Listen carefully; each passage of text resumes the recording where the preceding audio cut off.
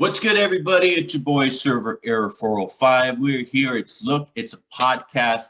And I got to say, the person I'm about to interview today, I've known for over 10 years.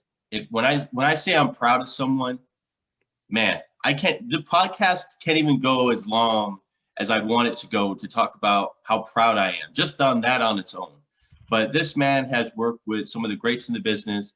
He's a self-made man. He's one of the hardest working people that I know.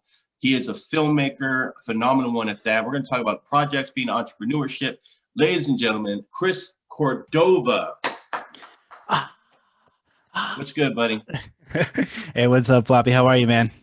I'm doing. What are we calling you, man? I mean, you're my boy Bob. I used to know you as Floppy Bob. I don't know how many people know that out there, but obviously I heard Server 404. Server Error 405. It's kind of like I got that from a wrestling thing that I'm doing right now. I will say that your screen is frozen right now, so we got a great look at the new haircut while we're here. All right, thank you. Profile. There we go. There's his name. There we go. Back. Look at that handsome face. Yeah, it's from a TikTok. I'm a professional TikTok wrestler. Okay. We can maybe dabble into that later, but I'm more interested on knowing about you. But yeah, you can call me 405, call me B, whatever's good. But how's everything been? We have a lot of history, man. Everything's been good, man. Everything's been real good, dude. Thanks for having me on your show. I really appreciate it. Always cool to get out and get some exposure. I'm a young independent artist. I believe I'm living the American dream, which is just going after your dreams, believing in yourself, hard work, grit, determination. Not a trust fund baby. No outside influences, just believe in the dream. Maybe I'm a sucker because I believe I can go for it, or who knows, maybe I'm really out there proving that you can't do it, but I'm just trying to always push myself, always go after my goals and set some pretty good ones. So, absolutely. And the thing what I love, and a lot of people know the show is entertainment. I like to focus on the entrepreneur side of it. And you're pretty much like that definition of someone, you graduated from UCR in 2012, if I'm not mistaken. I did, which I also went on a financial scholarship. It's good to note that, I do come from a single mother background. So, economically, we didn't have a lot growing up. I know I don't like to throw numbers, but what I understand, my mom roughly made like 30 a year, just to get an understanding of kind of what we were living on, the two of us growing up. So of course, that was then. She's making her own money now, but I went to college. I had to get good grades because I knew I wanted to go to school, because to me, that was the opportunity to make more income, to get ahead. And so, the government, has programs like financial aid, FAFSA, yada, and I was able to qualify through my good grades and my hard work, and probably the fact that I'm Hispanic as well. But I got into a few schools and I got to pick UC. And I know UCR because I graduated from Rubidoux High School, so shout out Rubidoux High School. I'm familiar with Riverside, and the one thing I'm familiar with UCR is back in the day, me and a bunch of friends used to go to the barn. That was like the spot there, UCR. I don't know if they still have it. But I still actually there. watched, the only concert I went to was Korn and Sublime. And this when Bradley was alive on the same show at the barn. Wow. And that was like one of the greatest things. Is the barn still there? Do they still do shows there? From what I remember, was the barn across the street from the field? Or where was the barn? Was it down the street a little bit? Because I know there was a kind of like a pub that's like literally right across the street from the school. Right. It was on campus. Okay. Yeah, dude. I remember seeing the barn. Yeah, it's on campus. You're talking about the little hangout? I can't believe they did shows there. Yeah. Yeah, I mean, this was back, man. This was a long time ago. But that's awesome, because they did more like open poetry night, I think, at the barn type of shit.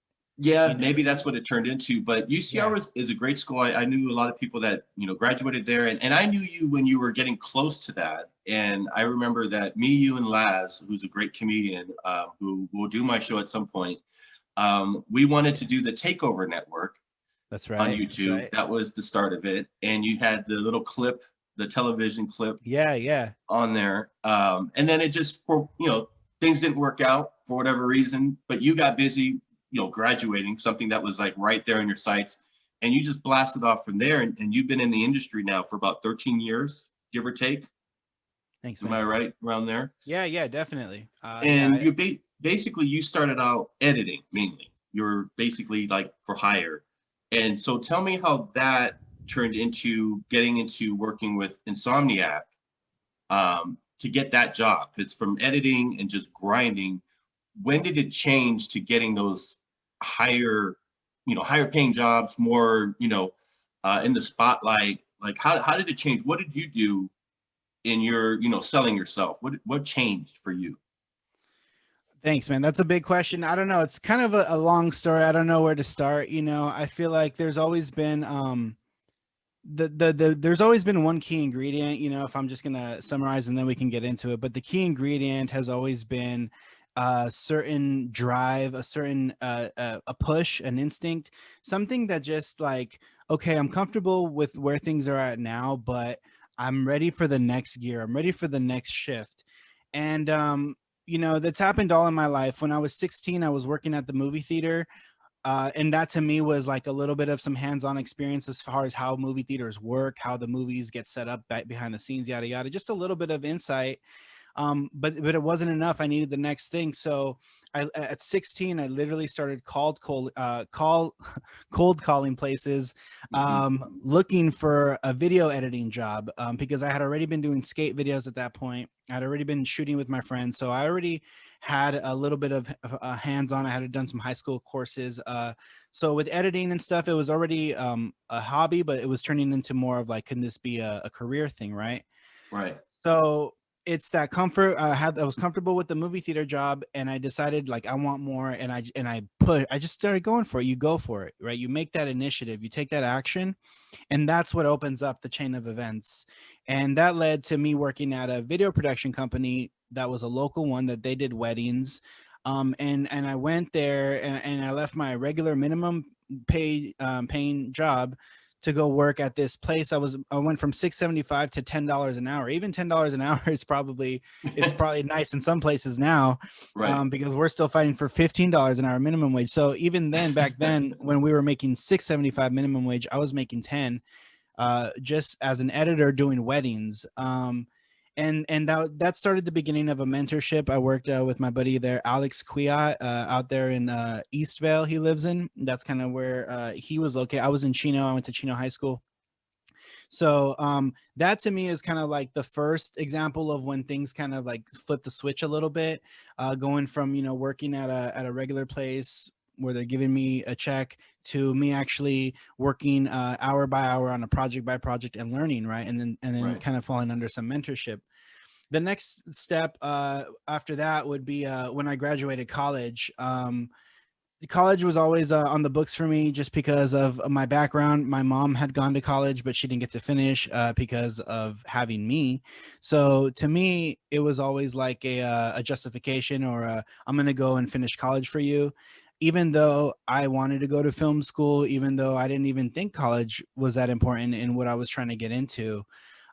It was more of like respect to my mom. She sacrificed a lot for me. I wanted to go through, get the degree for her. But at that time, at the same time, I'd also decided that I was going to do filmmaking as a career. So I'm like, I'm going to go to college, but I'm going to study film. Unfortunately, Right. I'm Right. sure she wanted me to study like business or become a doctor or a lawyer. Right. But I went to college. I studied film, and I kind of I was in like low mode. I focused on school. I didn't want to be too ambitious, but I was always really eager to start working, to start building clients, to start getting on the feet and getting on the ground and hit the ground running, basically. And like when I first met you, I was kind of in that point where I was doing podcasts, and the podcast I was doing was pretty popular. It was getting a lot of listens and everything, and that was before everyone had a podcast. That's Yeah, why I yeah, came back and named the show. Look, it's a podcast. Like, hey, right. it's another podcast. I like it. And for me, when I was doing the YouTube stuff too, I had over 1,000 subscribers and making a little bit of money. Nice. I couldn't quit. To Right. just do YouTube at that time.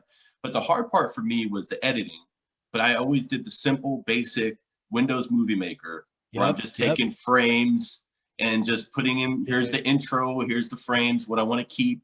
And then the hardest part for me was what did I want to keep on there and what did I Yeah. want to let go. Yeah. So it was just the basics. So with you, you're actually editing. So what is some of the, and you spend hours and hours, and you've had some Twitch streams where you've showed, the editing process just so people Yeah. can get an Yeah. idea.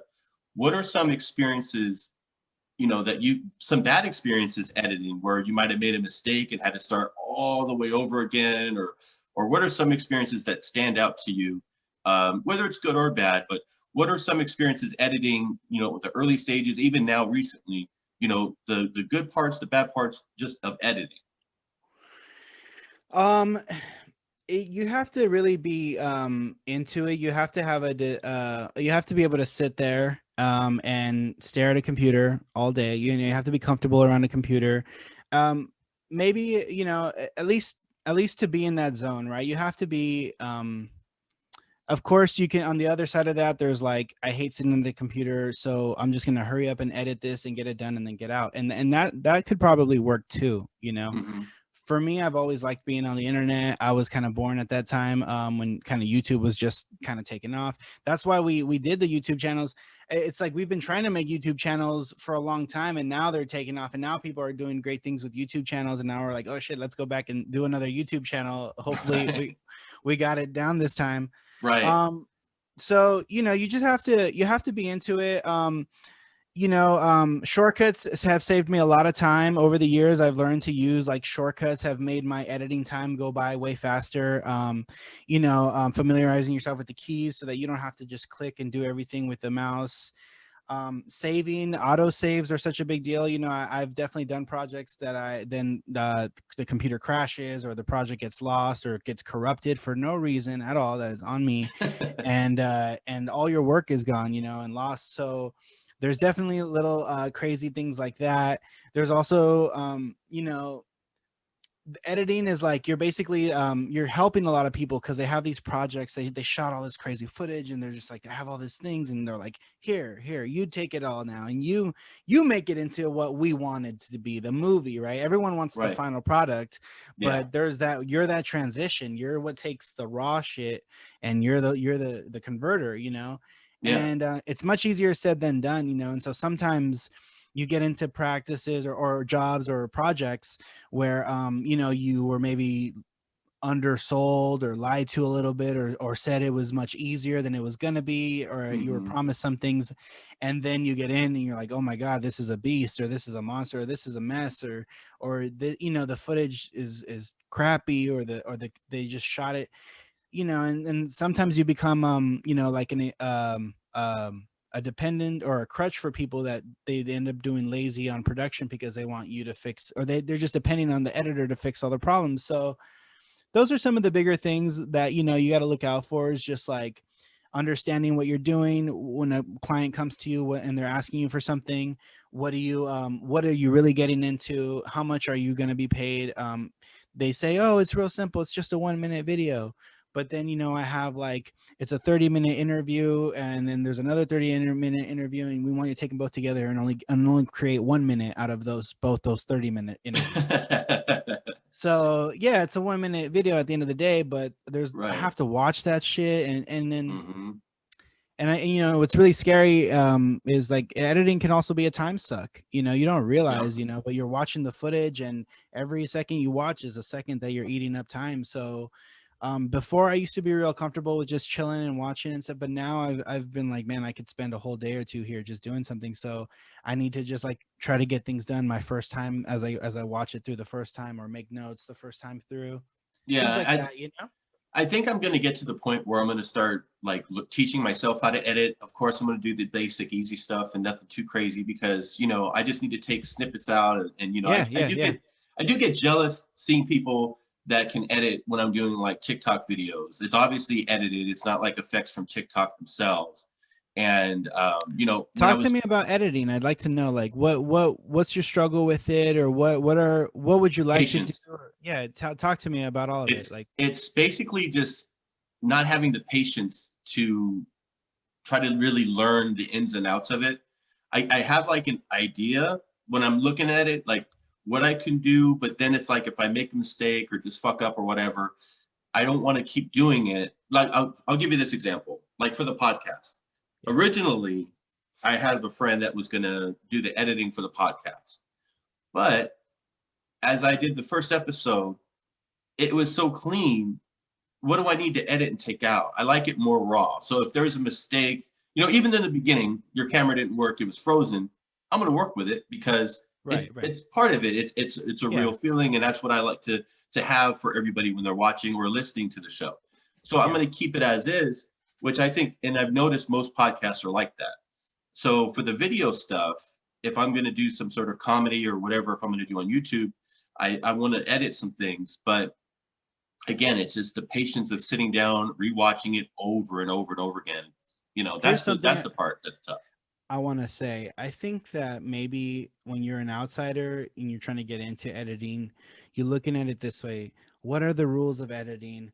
What do I got to do to make my video a video, or to be what it needs to be? But that's not really editing. Editing is just like, there are no rules, you know. There are no rules in filmmaking. There are no rules in entertainment. We like to put structures and walls and stuff because that helps us kind of hold on to something, but entertainment is entertainment, you know. So editing, it's like whatever works for you to put the end result, like do that, you know. You don't have to like you know, learn a certain style or learn a certain program, or like as long as like if you just and so I guess what I was trying to get to is like, you being the director or the producer or the creator or the editor, you are the final say of that was intended, or that needs to be fixed, or no, that doesn't look right. So if you think it looks good, just being, you know, raw dog and just clip it and cut it in and out and that's it, then that's fine. Like, it's better to get it out there, and the audience will come in and they'll adapt to your style. Like, oh, this dude just cuts them in and out real dry and he puts them up there like that, and that's what it is. But you know, maybe you're like, no, I would like I'd like to put everybody in their own little box. I'd like to put a cool background behind it. I'd like to put a little title and a credit. Well, that's up to you, you know. So you got to learn how to do that. But editing is also an investment. Once you learn how to do that once, then you can do that for all your videos. Then you know how to put a title on all the videos. Once you learn how to, you know, how to put a background, and then you can even save things to use them again next time, you know. And then so next time you're just plugging in the video and your background's all laid up. So, you know, it's really up to you. You don't have to beat yourself up about like, man, this is not good enough, or it's like, get it out there. But also, as you grow and invest more time into learning the editing or the fundamentals or the programs, then you get the ability to do more. Like my stream, I don't just have a dry stream up there because I can do more. I know I can put a background, I can put a cool graphic up there. So I create these assets, and that's what makes my stream a little bit different. Not that it's bringing me a lot of views or anything, but that's just me expressing who I am through my ability, right? And that's what I wanted to get into too with your Twitch stream. And you mentioned not getting any views, but you've actually made a little bit of change for, you know, just recently on Twitch. And you know, everything is a process. You know, it's kind of like with me, if I'm doing stand up and I'm performing in front of two people, I'm going to perform and do that because those two people could tell two people who could tell two people, right? So it's like, you know, I've never been intimidated by, you know, the views. If I go live on Facebook and only one person's watching, I'm going to be bummed out and depressed. You know, I've never been the person to worry about that. So when I watch your Twitch stream, you're giving good content. And you switched it to not just editing, but also video games, which is a popular thing. And it's a very competitive space too, you know, because there's a lot of people doing that shit. That's pretty much Twitch's, you know, MO, especially with the games that you're picking. Those are popular games. So what made you decide to flip it to video games when you were doing editing before? What made you decide to change up a little bit? Yeah, so I definitely want to do a lot more filmmaking content. I have three different approaches to it, right? One approach is that I don't even involve my name, right? That I'm gonna create a series, like a YouTube show and like a feature film, and those things, you know, will have my name as the creator, or whatever, but they're gonna be their own entities, their own shows, and they'll have their own Twitch channels, and they'll have their own streams, and they'll have their own brands, right? That there's not gonna be connected to Chris Cordova per se. So what I had to do was learn how to do that stuff. And so I'm using Chris Cordova myself as like the experimental brand of like learning how to stream, how OBS works, how Twitch works, how the revenue payouts work, how everything works, so that when the time comes and I launch my series or whatever, I at least have a little more understanding. It also helps me kind of reverse engineer, like as I'm creating this series, is there some streaming implementations we can do? Is there some, like, you know, how can I'm trying to create next level entertainment, you know? So Chris Cordova is like the experimental battleground where obviously I wanted to do editing, but even like the editing, I didn't want to botch it up and I didn't want to like make it boring. So I'm like, let's do gaming. Let's learn with gaming first, because I like gaming. I want to game as a hobby, as a pastime, as a way to de-stress. I'm going to be gaming anyways. I'm going to dedicate maybe an hour a day to gaming sometimes, right? So while I'm gaming, why can't I learn how to stream? Why can't I open myself up to communication? If anybody who follows me wants to talk to me, they can hop into stream. They can start talking to me. Hey, Chris, how do you edit? Yada, yada. That's possible. I'm live. I'm available, which is also like what artists are going to be doing, or the more popular artists that do are now more available, right? Some of the bigger artists are falling off because they're not live, because they're not getting on stream. So although I'm not a big artist, I'm trying to learn the fundamentals and the understanding. Gaming is really big. We can't deny it. I think everybody can benefit from gaming, even once 1 hour a week. If you did a gaming stream 1 hour a week, it just opens you up. Gaming is almost like a universal language. If you game, you're cooler than people who don't game. Whether you game fucking Jeweled or Roller Coaster Tycoon or Star Wars or Call of Duty or whatever you game, it's just like yeah, I'm hip to technology, or you know, it's just a community separator. That's all that's happening right now, is communities are being formed. And so I'm working on building my community. And that starts with things that I like. I like gaming. So I use gaming as a way to get good at streaming, to also get comfortable in front of the camera. I was not this comfortable in front of a camera a year ago, 2 years ago, for sure not. So getting every day in front of the camera streaming is that nervousness. It's that self-consciousness, like, oh shit, someone's looking at me, I'm live. It took a lot of everyday streams to break that. And luckily, you know, there is no, also the viewer count, like you talked, has also affected me. What I've learned from some of the people giving advice out there is to turn the viewer count off, or to not look at it. That way you're just dedicated on the experience, on the stream. And when comments come up, I'm like, oh shit, people are here, they're watching. Hey, what's up, guys? You know, I talk to them. And when not, I'm just still just in the zone. It's better than to be like, there's only 2 people watching. Like, what the fuck am I doing this for? You know, it brings me down. It's for human. Yeah. So, you know, I definitely think the gaming is cool. I feel like right now I'm doing a lot more gaming than I'd like. I'm doing like 80% gaming and like 20% editing. I'd like to definitely do 50-50. And I'm so now I'm like, what editing projects can I do? But again, I feel like I'm at a very good place now, because I've spent about a year doing game editing.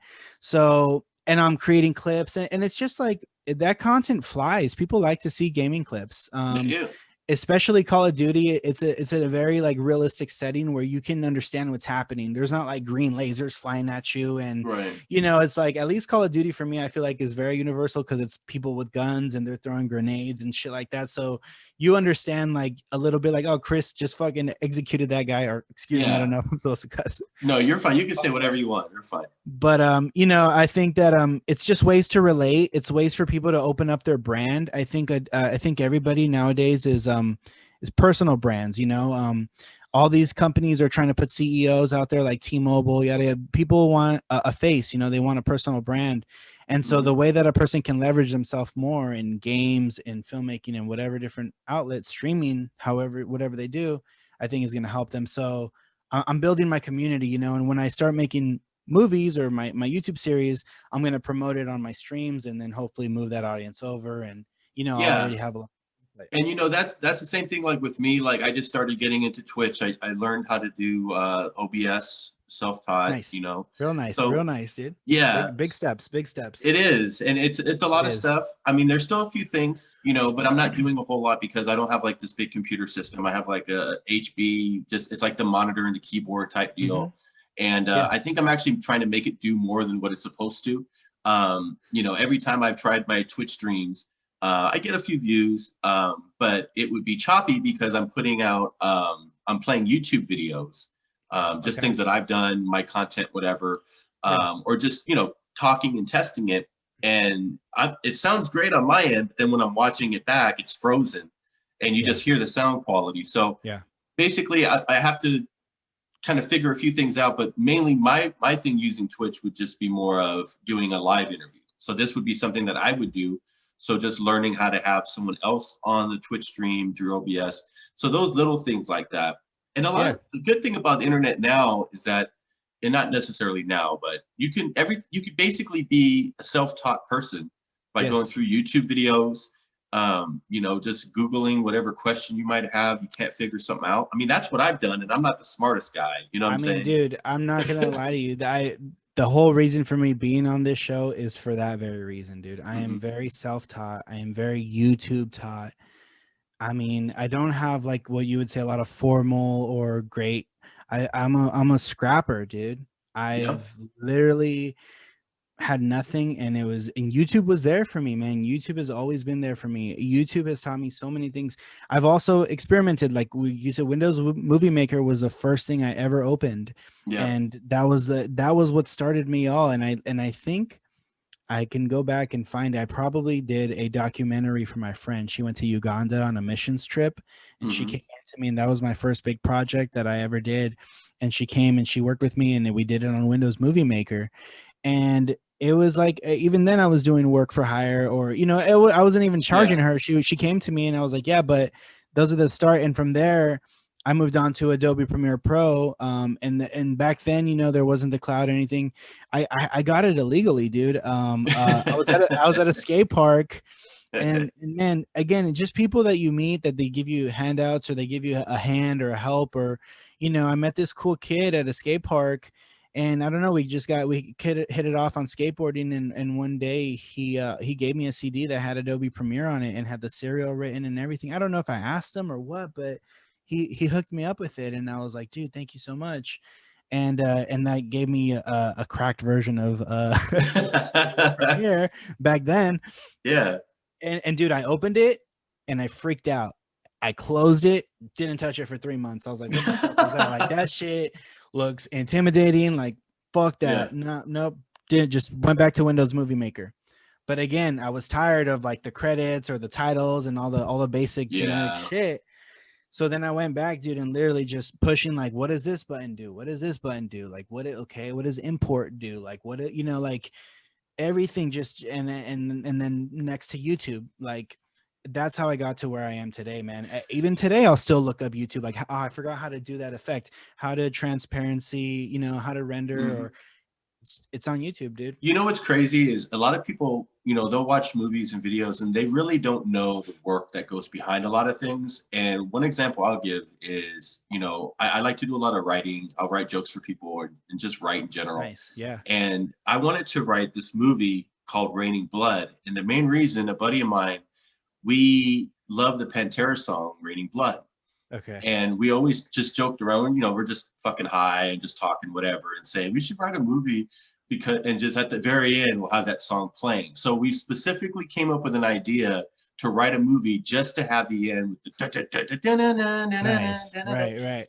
so I couldn't write a script, no idea. I would just write shit out. I think back in the day I might have sent you some fucking horrible ideas and it was just written, probably Sure. grammar was horrible, whatever. So I bought a book, Screenwriting for Dummies. Right. Right. That's the And start. That's the you know what I'm start. saying? And just the interior and the exterior and all this Yep. shit. Yes, sir. You're basically writing like you're directing it. Yeah. That's the only way I could describe it. Yeah. And I did it, and I come to find out that the idea was already a John Cusack movie.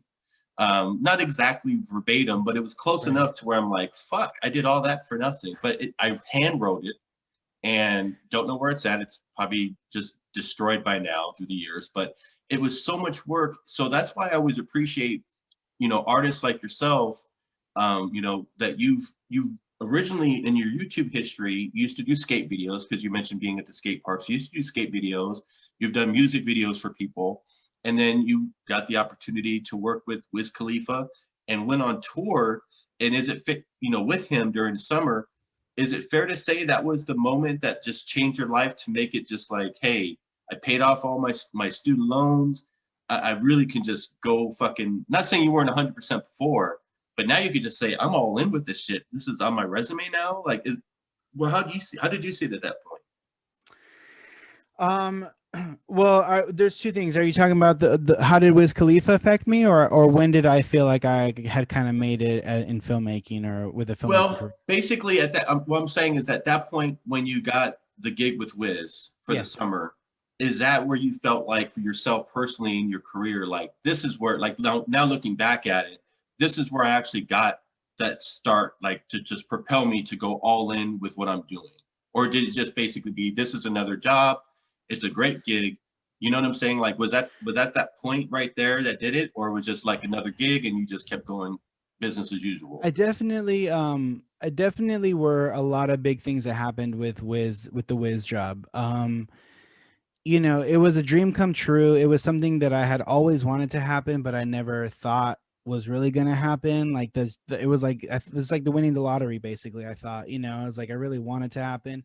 And I think this is like a testament out there. It's like, go for it, keep it in your head, like hold it in your mind for 10 years. It's okay. Like, I swear to God, like, believe me when I say, like, I had always wanted to work for Wiz, and I always had the mentality, like, I'm just going to build myself up and my skills up, that if he ever looks my way for just 1 second, he'll be impressed. And that's exactly what fucking happened. Yeah. I built my skills up. There was never a chance or a promise that he would ever work with me, but I kept saying, like, I'm gonna be good enough, or I'm gonna keep working, and I'm gonna keep doing music video after music video until I get really good, until I understand, until I have a great trail of work behind me, that, like, when the opportunity comes, when if there ever is a moment, like, he'll want to work with me, you know. Right. And that's what I had to do. That's the mentality I held on to. And that's what those 10 years was of, like, before working with Wiz, like from high school, basically up until when I worked with Wiz. It was college, it was music videos, it was San Diego, it was working for Carnage. It was then shooting a documentary for Carnage, all pro bono. I slept on his floor at the hotel in Las Vegas just to be there. I fucking filmed a documentary that then went viral, has 500,000 views right now. It's the most viewed documentary of all his little movies. Like, this thing was special. That got me a job. That landed me a job at Insomniac, right? That's what brought me out to LA. So, you know, it's like there's been those moments that have reaffirmed it for me. But again, the Wiz Khalifa was a whole nother level, because I respected him as an artist. I listened to him that whole time that I was working and grinding and hustling. He was my motivation. His music was the backbone, you know, to how to live, how to hustle, how to stay in the pocket, you know, how to just keep going. And so when it was a lot of crazy events. Like, the first thing that happened that got me to Wiz, and people ask me this all the time, and I'm actually gonna make a YouTube video out of it. So you get the exclusive first. Oh, nice. But I will eventually make a YouTube video so that I can also have my video of, like, how I got to work for Wiz. But I basically was working for Carnage. And again, Carnage also, I hit Carnage up on Twitter. Randomly, he was coming to San Diego, and I solicited my services to him. So again, another place where I had a job in San Diego working for a TV show, you know, doing decent work, and comfortable, but still me trying to take it up a notch, trying to be the devil's advocate, see what I could play with, see what I could do. And so I reached out to Carnage. I followed him on Twitter. Back then, not a lot of people were doing that yet. Nowadays, everybody's got a camera. Every DJ is getting offered by 10 cameramen, you know, can I be your camera guy? Can I be your camera guy? But not a lot of people were doing that back then. So to me, in my eyes, I was like, I have a camera, I have something valuable. He's a up and coming DJ who's on his way up. He needs that film. He needs that coverage. Yo, let me shoot you, bro. I got this nice camera. And he was like, oh, you got a dope camera? Yeah, come out. And of course, you got to be good. You got to back it up. So that's back to practicing, honing in on your skills. And when you're at home, for when that moment comes, you go out there and you show it, right? So again, I impressed Carnage. So whatever. Now I'm working with him. He's flying me out every now and then to film some of his shows. Well, he's flying me out to Philly now to film one of the shows, and I run into Bonix on the plane, who's Wiz's DJ. Wow. Bonix is literally standing in front of me in line, ready to board the plane. And I'm like, dude, this dude looks like fucking Wiz's DJ. So I tap him on the shoulder politely. I'm like, hey, dude, are you Bonix? And he's like, yeah, man, what's up? And I'm like, oh, dude, I'm like a huge fan of you, dude. I like love your work. Like, I love Wiz. Like, I love you guys so much. Like, I'm a huge fan. He's like, dude, nice to meet you. Super cool. I'm like, yeah, dude, you know, if you ever need any videos or anything, you know, let me know, you know, check out my work. And he's like, yeah, definitely, no problem.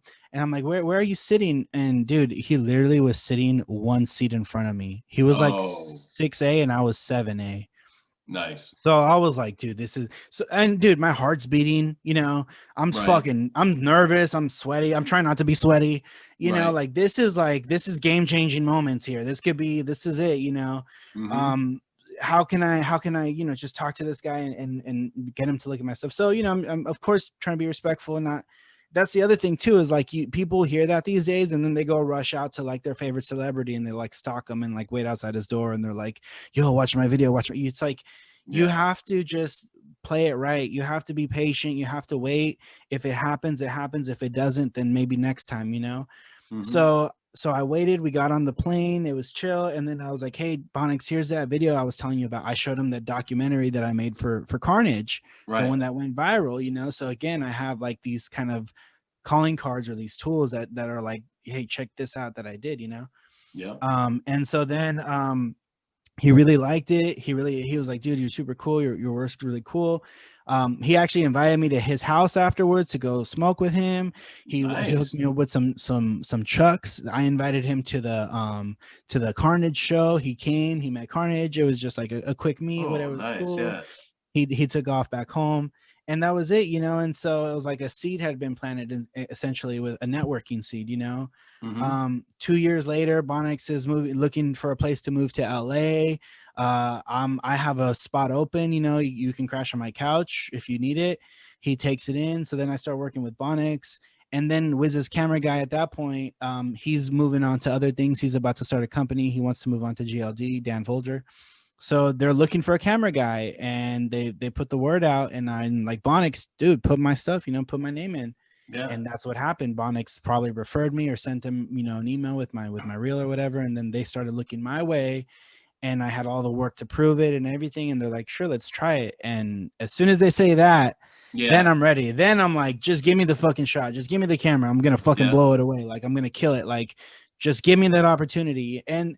And the day that I got that email, dude, hey, you know, Chris, we're looking to know if you're interested in going on tour with Wiz. You know, I fucking lost it, dude. It was a lottery, dude. I screamed, like, you know, I'm fucking running around. Everyone's like, what's going on? What's going on? Again, I'm like, they want me to go on tour with Wiz. You know, like it was big deal. And you were doing all the Wiz Khalifa days and a lot of that, you know, was all over the internet and everything. And he went on tour with Snoop that year. So one thing for me, I love smoking pot. It makes me extremely happy. Yes, sir. And everyone always talks about, you don't know weed unless you smoke pot with Snoop Dogg.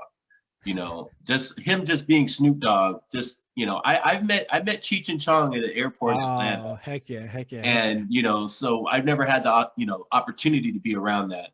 So needless to say, being on a tour with these two gentlemen, what was that like on that part?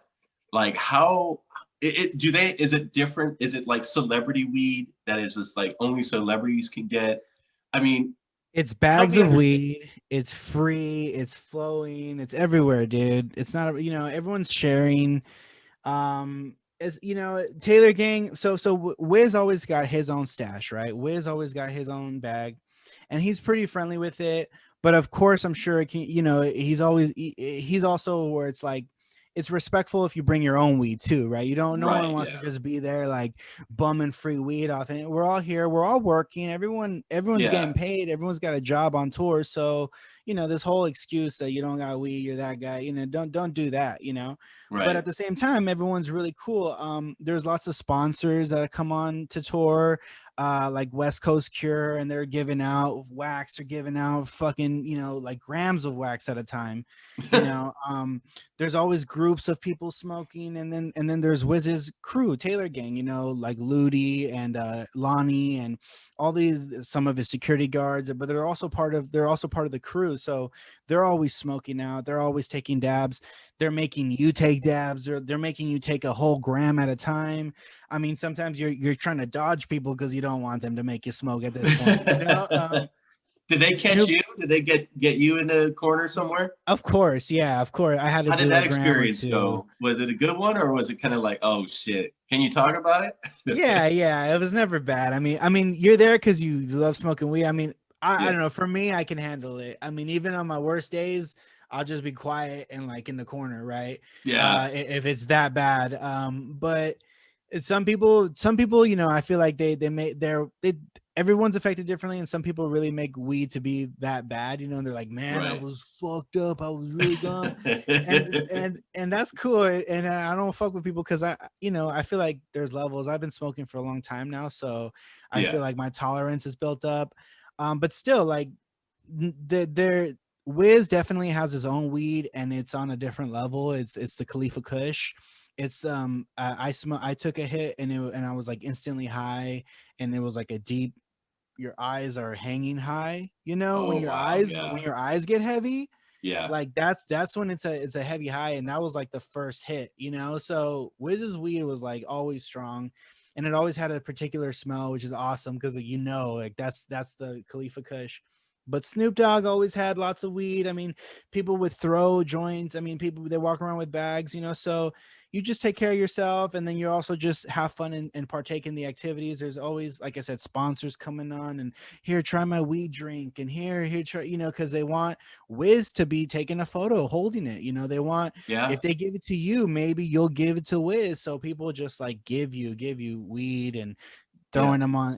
Now it's a different time because of Corona, so it's like you're not gonna smoke everybody's joint or whatever. But Right.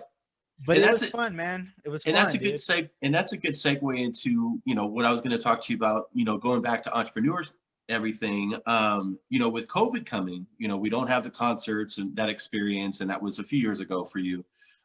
So now, you know, obviously things have changed in the world.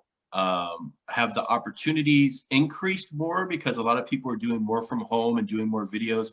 Is this more benefit? Because there's a lot of beneficial things that happened in 2020, also because of Yeah, COVID. yeah, right. So has your opportunities, just doubled or tripled maybe, or is it still kind of the same? Or COVID, well, I was very emotionally hurt through COVID through 2020 because obviously people were dying and there was a lot of sadness and a lot of tragedy, and also, not trying to get into politics, I think a lot of recklessness that led into that. agreed? So emotionally, it was very hard for me to be happy, for me to be posting stuff, or like even just to try, it was hard. But on the other end of that, opportunity wise, there was a lot of opportunity. A lot of my work did cut in half. I was having a very successful year before COVID, but that would involve me going to locations, working on site, going to shoots. There was a lot of travel, a lot of work, and so I was having a very good year. And then COVID happened. It was like half. It was like, yeah, we got a project, but then we're not going to have a project for a while, for another 2 months. So the work got scattered, and there was still work, but then editing picked up a lot more. So everybody was working from home. To my surprise, the industry kept on. They're like, we're Hmm. still going to do award shows. We're still going to do interviews. We're still going to do TV shows. Everyone's just going to work from home. We're going to shoot everything from home. We're going to have everybody upload all the footage. You're going to download it. You're going to edit from home. So I'm like, okay, we're just going to keep going. Like, okay, sure. So the industry, the entertainment industry, it was like two sides to it. A lot of people were unaffected. Some people kept the shows going, but there was a side that was affected, and that was the production side. The Right. crew members, the grips, the people that go and set up the lighting and all that shit. Those people didn't have work. Right. So I was very lucky, man. I've always been really lucky. I don't know how to explain it, and I'm grateful for it. that I'm more heavily invested in the post side, in the editing side, and that seems to still be a what I would call, I don't know, a market resistant side, or something that Right. is just like always gonna be needing people to edit this shit, I guess, unless we stop watching videos completely. Yeah. You could shoot them on your phone, but still somehow you need someone to put it together with some music, or to know how to, make it in a show or whatever. So the editing kept going, man. On the other side of that, but like I said, cut in half, so I was still able to survive. I didn't, every year I had been making a little bit more money than the year before, and Hmm. then this year was like, did not make what I was making last year or more, but I survived. I didn't have to, like, hurt or struggle or suffer. And then the last thing was that a lot of small business loans came out because of COVID, Hmm. either PPPs or EA, economic injury disaster loans. So my accountant told me to apply for one of those because they're so low interest, and Hmm. I did, and I got one. And so it wasn't like a crazy amount or anything, but it was definitely like um It helped, another right? another good step, dude, another step Yeah. that I needed, because now I was able to invest a little more. I had like cash flow, basically. The whole time. And again, dude, I'm a real entrepreneur. You're talking about entrepreneur, dude. I had never taken out a loan. I had no debt. Like, everything was cash that I made in, cash that went out, like projects that came in, then I could spend a little more if I had it, and Right. so a lot of, and so I had never taken a loan. It was to this point, I'm 31, I am incorporated. I finally took a business loan, and I finally had that cash flow, that peace of mind, where it's like, okay, if there's nothing on the books right now, I don't have to freak out, or have that sense of panic, like, where's the money coming in, because I got that Hmm. little bit of like that nest egg, right? Yeah. And so now there's like this exchange where it's like, okay, I have this much in debt, but I have this much in the bank, and then I have this much coming in with jobs. And so now it's like, it's a cooler dance, right, than what I was doing for the whole 10, 13 years, where it's just like, whatever you get, that's what you got, and you got to work more if you want more. And so now it's like, you know Yeah. that changed because of the loan. So it's cool, man. Now I get to invest in the shows, and some more equipment and stuff like that. It changed a lot, man. And you Yeah. found it, and you found a good balance too. Like, see, you're a smart guy, and it's like you adapt to your situations. Like, Thank you. I've known you for quite some time, and it's like, you've never quit. You just kept hustling. You just kept doing what you're supposed to be doing. You edit. That's what I'm doing now. I'm gonna edit. I'm gonna do this. I'm gonna work on this, and then you'll get these opportunities because you've just kept going. Like, you just didn't stop. And it's like that's something that I think that's the biggest key with people wanting to be an entrepreneur is that it's easy to give up. And it's like, I know you're not the biggest Gary Vanderchuk fan, but some of the things Yeah, that he's he great. says, which there's parts where I think he's full of shit, like with the whole garage sales. He just finds all these treasures all the time, which I could go on a long rant over that too. But a lot of the stuff that he does say, which I do agree with, is like, fuck what other people are thinking Yeah, and just get out there and go for it. Whatever yeah, you're good at, do that. You know what I yeah, mean? And you yeah. found that niche and you're a smart dude. And that's actually like a really, that's the biggest thing that a lot of people don't have. They don't have that part. They'll get discouraged easy. And it is human nature to be discouraged if we only have, like I mentioned earlier, one view on Instagram when you're going live, Right, and just things right. that just bum you out, like, why am I doing this? But when you take that part away and you just keep doing what you're doing and providing content and entertaining people, eventually it's going to come. It's just going to happen. Just like you Yeah, said, you met Wiz Khalifa's DJ at an airport. He sat right in front of you. The opportunity was there. You didn't come at him like a raging stalker. You right. guys chopped it up for a couple years, and then Yeah, the opportunity came, 2 years later, yeah. and then there you go. It wasn't something like every day, hey, put me on with Right, Wiz. Like, that would have killed it right off from the gate. So I right. think people have to have that common balance, that common ground that they want to find. And I think you found it, and now you're moving in the right direction. And one of the directions that I'm excited about is a horror movie that you've been working on. So, without giving a lot of stuff away, where are you at with that? Maybe like a little premise of what the story is Thanks, about for man. everybody. Talk a little bit about that. it's definitely not a big secret. I've already come out publicly with it. I tried to do a Kickstarter. I think you remember a few Right. years back. I think probably like 2012. I was Yeah. trying to do a Kickstarter for a hotline. Basically, it's essentially an evil hotline horror movie. But I also want it to be a sexy. I want it to be like a hybrid movie. You know, I wanted to seduce you and bring you in with the sexy, attractive, lucrative side, and then you find out it's a horror movie towards the end, and then you're like, Right. "Fuck, you know, what am I Right. in for?" Right. So that's been the core, and that kind of started with like the idea of like what kind of movie can I make that will be low budget but high interest? And it's like horror movies. Horror movies are mostly low budget, Yeah. and everybody will give a horror movie a shot, right? Everybody Always. is willing to give any horror movie a chance. And if it's not that good, it's okay. If you try to make a drama and it's not that good, if you try to make Wolf of Wall Street and it's not that good, Right. then you're kind of screwed. But if you try to make like it and it's not that good, then you're like, whatever, you know, like show me something, you know. So Yeah. that's where the initial thought started, was like horror is the best break-in genre where I can least risk and highest potential, you know. Oh And yeah. then I was like, what kind of horror ideas would arouse me? And then Hotline, you know, a sexy hotline, scary hotline was kind of like the basis of it. So, you know, of course that's the premise. But there's a lot more to movie making, and you've started to learn that as you realize that you can't Yeah. just take an idea and turn it into a movie. There's a lot more there. There's books, and again, we have to understand that like people dedicate lives to just one of these sections. People dedicate a whole lifetime to becoming a script writer.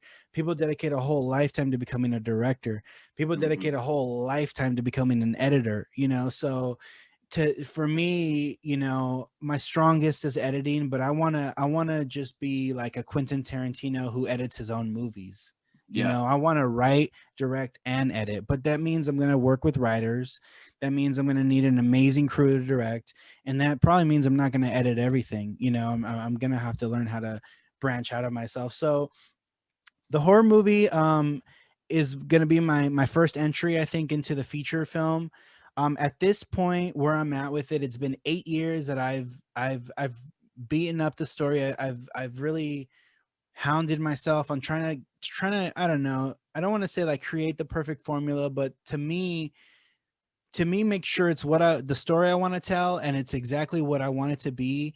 And like, you don't get a second chance with the movie, you know. You get a second chance with the music video, you get a second chance when you're doing other people's stuff, but when you're Yeah. making a movie that you wrote and directed, like, that speaks for you, your style, your aesthetic. At least to me it does. And so I wanted to, again, it's without falling into that perfectionist syndrome, which I've struggled with before. And I also like am really adamant about getting out of like, just get it out there instead of trying to make it perfect, because that's really an insecurity that's holding you back or maybe there's some fear there, you know? Yeah. Um, We have that in so common because I'm kind of like that too, where it's like I'm my own worst critic. Like right, I can write a bunch of material and I just think it sucks. But in the right. top of my head, I'm just like, this is great. I think this is funny. And then I'll start saying it out loud. I'm like, I don't like this at all. Or here's an idea that I want to do for a podcast, or here's you know, whatever it is. And I'm like, nah, that sucks. No one's gonna pay attention. So I get that part. You know what I mean? So And if I could say something about like Wiz, yeah. that's something that Wiz definitely taught me. He's almost like the opposite. Although, you know, like you know, if I'm like an overthinker and a little insecure, Wiz thinks less and is more bold. You know, Right. Wiz is out there with it. Wiz will put it out there, but at the same time, Wiz has like, let's say like 400 songs that people have never heard and probably will never hear. At the same time, there's a lot of music out there that Wiz makes all the time, every day, that just, you know, he doesn't put out for one reason or the other. So there is that Hmm. reserve. But what he taught me is you just always put it out there, go out there, put it out there. Like, don't, like, it can get better once it's out there, you Right. know. And I give him a lot of testament to that, because they're always just going for it. They're not like thinking or trying to make it perfect. They just put it out there, and sometimes you can criticize and be like, oh, that's not so good, whatever. But it's out. They have it. It's done. Yeah. And they're already a step further ahead than you were, and then they do it again, and then they do it again, you know. So and meanwhile over here I'm still like trying to like make sure that the first one is really perfect, you know. So Right. So so let where me I ask am. you. Yeah, So go let ahead, me go ahead. ask you this. I'm gonna let you go here with this question. This is just more of just, kind of fantasy world question. So if someone just told you that there would be two choices, one, you would get unlimited financial backing on whatever projects you want to work on. Okay. That would be one. Or two, they would give you whatever dollar amount you want to make consistently every year with, obviously if you do well, you'll get raises. But you only can pick one thing that you're currently working on, and you only do that, nothing else. Which would you take? Would you take the funding to do your own project and unlimited, just whatever you want, you write the checks, no money's no object, or you only can pick one thing you're doing, whether it's filmmaking, doing a Twitch stream, same amount of money, but you only can pick one. Which one of those two choices would you go after, and why? I just want to understand the question, because you're saying I can get unlimited funding and do all the projects I want, or I can only work on one project. Because either way, it's film for me, right? Right. I'm either. So you could put all your money into, let's just say, your movie, for example, and someone would just fund that, but you only can work on that. So basically, it would just be working on the film, or like a show or something, and that's it. Show, whatever it is. Or if someone told you they'll pay you whatever your amount is every year to do Twitch streams with you editing or whatever content you want, would you do that? Or it's just because there's always filmmaking, but sometimes if I'm definitely more of the first kind of person. I definitely would like the backing and the funding to do whatever I want. I have so many ideas. I have a huge plan, a huge vision, basically. I have different films in mind. I have different shows. I also see what's out there and what's missing, and what could be what could be more interactive or more representative of people. So I really believe like I am the person to be trusted and to be given that platform. And my battle has always been, how can I get in front of those people, or how can I prove that or how can I make that happen? Basically, how can I get in front of the right eyes, or what work can I do where someone's like, I want to go all in on Chris Cordova Cinema. I want to invest. I want to fund, because this kid knows exactly what he's doing, and he's the future of entertainment. That's how I see myself. And that's a safe bet. And that's a really safe bet. I would go all in on that bet, because that is something that if anyone ever says, hey, who is the guy that you would ever want to work with, or someone that you can see, 10 years from today being super successful, to me, you're that guy, because you have the drive, you have the ambition, and you've come a long way. I've actually watched it. It's just, been amazing for me, and I'm glad to call you my friend.